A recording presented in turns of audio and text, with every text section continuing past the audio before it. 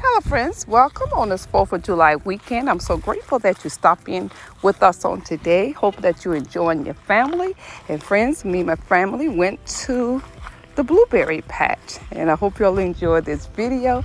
And thank you so much for stopping in. And in the video, this is Jada and Alani picking blueberry. I want to get this one. Okay. Oh, you just snatched it on. Oh my gosh. Hey, Lonnie. You got a big one. Lonnie, are you picking or eating? Which one? Boy, you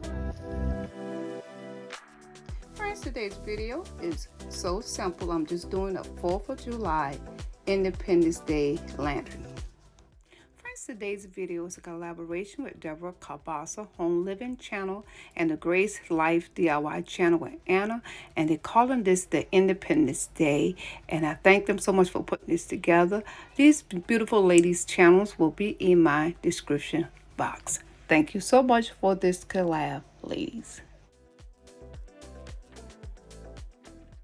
Here I am going to decorate this lantern on my credencer. I'm not going to take you through the process of this, but all I did was just use some flowers I already had, and I got a few things from the Dollar Tree store.